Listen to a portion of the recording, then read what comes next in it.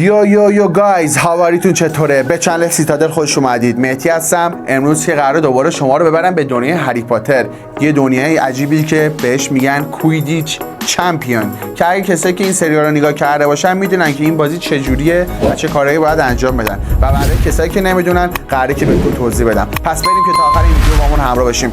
برو بریم.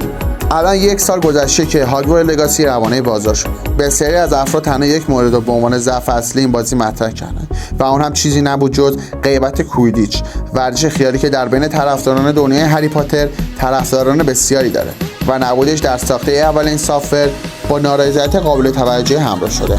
با این حال وارنر برنامه متفاوتی در ذهن داشت و به شکل موازی ساخت و انتشار یک بازی کامل با محوریت کویدیچ رو دنبال کرد. 1 سال و چند ماه بعد از انتشار موفق هاگوارتس لگاسی، نوبت به اثر دیگه از ویزاردینگ ورلد رسیده که جای خالی مسابقات کویدیچ رو پر کنه.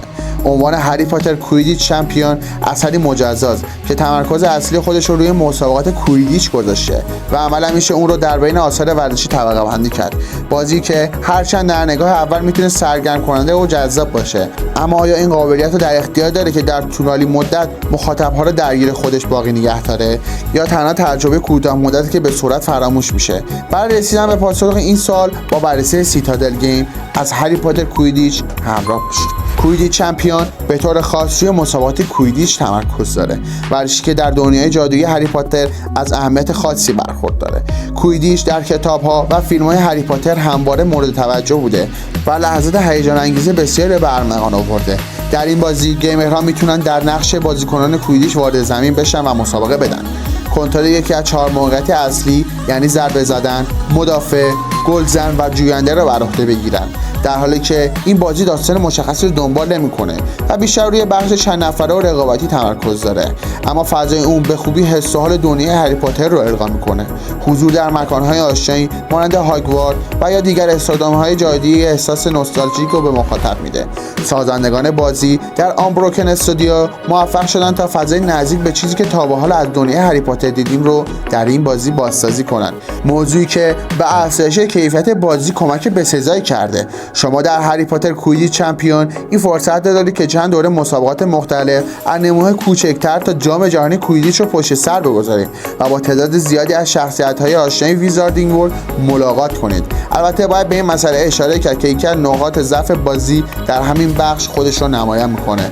عملا به پایان رسیدن بخش تک نفره بازی و پشت سر گذاشتن تمام مسابقات چیزی حدود 3 ساعت بیشتر طول نمیکشه و بعد از اون فعالیت خاصی در ساختار آفلاین بازی باقی نمیمونه، موضوعی که پیگیری بیش از این بخش رو عملا بی‌معنی میکنه. از دید طراحی گیم پلی این امور در وضعیت قابل قبولی قرار داره. گیمرها باید با دقت و سرعت عمل خودشون در زمین مسابقه به رقابت بپردازن. هر موقعیت در بازی ویژگی خاص خودش رو داره. برای مثال جوینده باید به دنبال گوی زرین بگرده و اون رو در سریع‌ترین زمان ممکن به دست بیاره، در حالی که چیسر وظیفه زدن گل به دروازه‌های تیم حریف رو داره و از طرف دیگه کیپر باید دروازه تیم خودش محافظت کنه و در آخر بیتر وظیفه داره که با پرتاب گروه‌های بزرگ به سمت بازیکن‌های تیم حریف یا استفاده از ضربات چوب اونها را از میدان به در کنه. بازی به شکلی طراحی شده که هر بازیکن میتونه بسته به سبک بازی خودش نقشی رو انتخاب کنه و در مسابقات آنلاین با دیگران به رقابت بپردازه. با اینکه هر تیم شامل 6 بازیکن میشه، اما در حال حاضر حتی به شکل آنلاین تنها قابلیت کنترل 3 بازیکن رو در اختیار گیمرها میذاره. باقی بازیکن‌های حاضر در هر تیم توسط هوش مصنوعی کنترل میشن که عملکرد آنچنان خوبی ندارن، اما باید این مسئله همواره در نظر گرفت که هوش مصنوعی در بازی از دردی از شما دعوا نمیکنه و بخش عمده از فعالیت‌ها رو خودتون باید در عهده بگیرید. این مسئله هم حائز اهمیته که هر مسابقه کویدیچ در این بازی با رسیدن به امتیاز 100 یا به پایان رسیدن از زمان مسابقه خاتمه پیدا میکنه.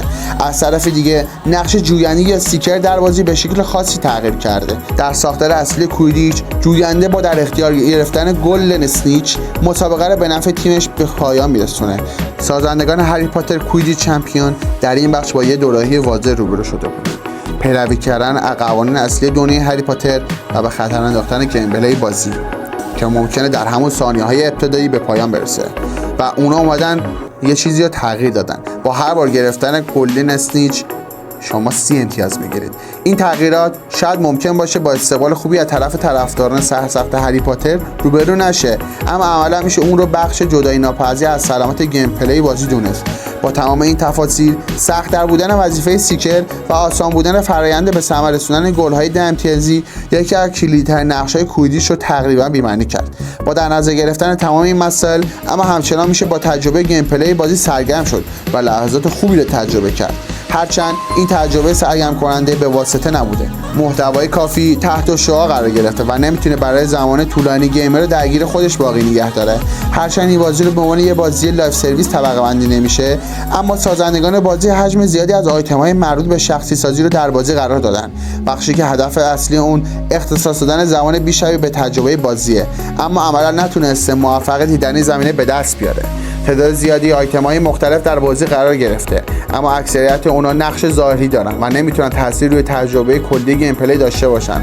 ساخت آمبروکن استودیو در زمینه گرافیک هرچند تمرکز خاصی روی بحث فنی نداشته، اما از دید هنری تونسته عملکرد مناسبی را خودش به نمایش در بیاره. محیط‌های بازی با جزئیات زیادی طراحی شدن و حس حضور در دنیای هری پاتر رو به گیمر منتقل میکنن. استودیوهای کویدیچ، لباس‌های تیم‌ها و حتی خود گوی‌ها و حرکت بازیکنان با جزئیات خوبی طراحی شدن. به ویژه انیمیشن پرواز با جاروها و تعامل بازیکنان با محیط اطرافشون به خوبی پیاده‌سازی شده و تجربه جذاب رو ارائه میده.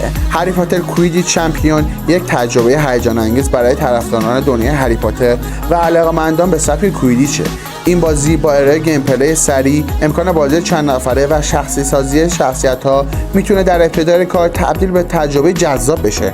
با این حال گرفتار شدن در چرخه تکراری و نبود محتوای کافی از رسیدن اون به جایگاه ایدئال جلوگیری کرد. خب به پایان این ویدیو رسیدیم. نظر شما راجع به هری پاتر کویدیچ چمپیون چیه؟ یا اگه این بازی انجام دادید چه حس و حالی داشتید؟ نظراتتون رو حتما برای ما کامنت کنید. به امید دیدار. یه چیزی یادم رفت بگم، لایک، کامنت، سابسکرایب یادتون نره.